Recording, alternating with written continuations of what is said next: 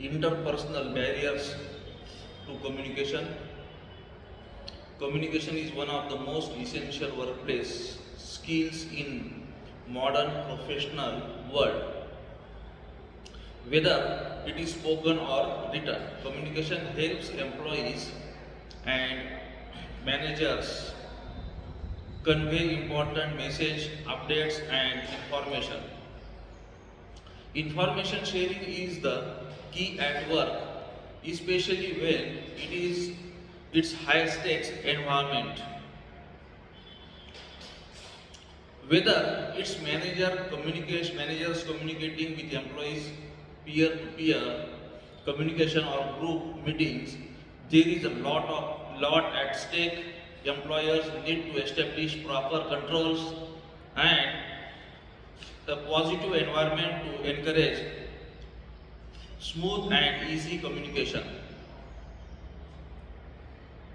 Barriers to effective interpersonal communication occurs when employees are too afraid to reach out to their team leaders or if open communication isn't encouraged.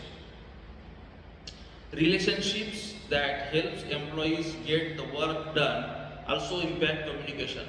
For instance, if two employees don't see eye to eye, they will likely avoid communicating with each other. In this case, if they have to work on a project or send a memo to each other, that is exchanging messages, they can take days or completely overlook these. This can cause the long time on a project to be longer than ideal. Interpersonal barriers are very common in the workplace. New recruits may be too shy to participate in important meetings. There can be managers who dominate the conversation, discouraging others from speaking at all. The reason might be a person's individual qualities or general environment in an organization. Leaders need to be mindful of establishing protocols that support an open and honest communication network. Communication barriers can hamper the way organizations do business, from affecting day-to-day business or to large operations. Interpersonal barriers can be potent. It's important to recognize and correct them in a timely manner. There are several barriers to communication that includes technological, organizational, and emotional barriers. Each of these can impact how communication occurs in the workplace. Whether it's a colleague who is difficult to get along with or a manager who doesn't follow an open door policy, communication can be hampered quite easily. Example of interpersonal barriers in communication are excessive technical jargon. If manager in the product team is sharing an email with her sales associates, the use of jargon can make the message incomprehensible. It can also create a wall between the two employees. The sales associates may find it hard to express that confusion, while the product manager might assume the message was successfully sent. The message eventually gets lost in translation with no one seeking clarification or acknowledging it. Jargon can act as a roadblock to effective communication. Lack of trust among team members. Team building is important for successful organization. However, lack of trust in teams can create interpersonal barriers in communication. For instance, if employees don't trust their peers to deliver the work, they will prefer doing it themselves.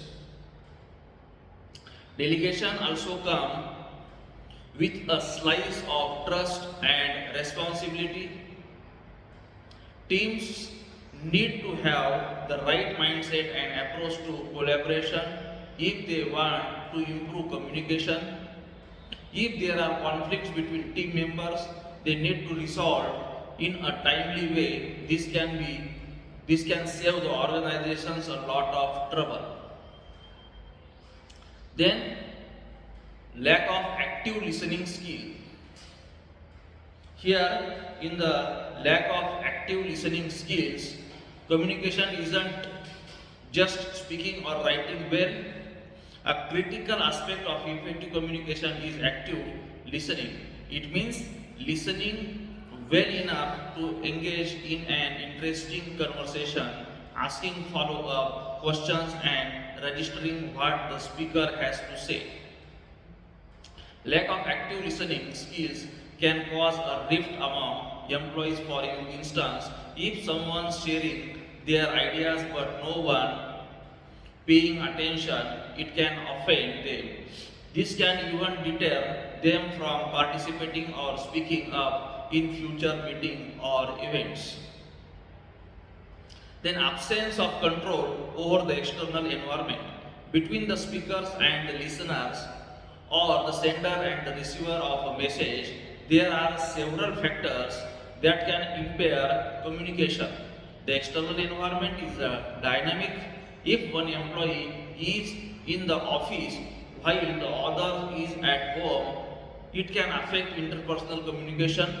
The person working from home may be unavailable for a meeting, or the person who is in office may have too much background noise. Then filtering messages across levels and functions. The kind of organization structure in an office can impact communication in many ways. For instance, if it's hierarchical work environment, employees may be reluctant to reach out to their seniors. They may not be taking directions instead of collaborating or working together with everyone. This can cause them to avoid group meetings and calls. They can even be too shy to present their ideas and opinions. Interpersonal barriers, if not addressed, can affect the way organizations function. Good communication is critical in giving employees feedback, setting goals, and sharing the organization's vision. Interpersonal communication barriers have the ability to significantly disrupt the workflow. This is the one barrier that we are dealing, that is the interpersonal barrier, and another barrier is of the physical barrier. Physical barriers in communication. Physical barriers to communication are obstacles in physical form that hinder the communication between two parties being physical. These obstacles are mostly visible, and you can reduce or eliminate them through physical changes. Physical barriers can occur because of the natural calamities like thunder, or man-made objects like walls or doors. Any disturbance in communication caused by such barrier can affect the operations of business or workplace. Overcoming these barriers is essential to ensure complete and clear communication. Physical barriers can occur in various forms depending on the place and type of communication. There are some barriers, that is the noise, distortion, information overflow, where generally noise means unwanted sound in the background at any place.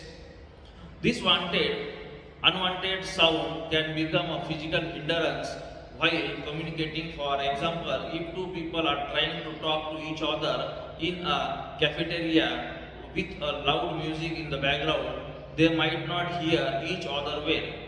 This can cause them to miss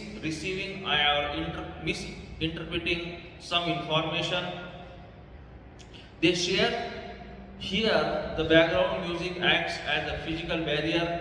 Noise can also result from environmental happenings like the loud rustling of leaves on a windy days.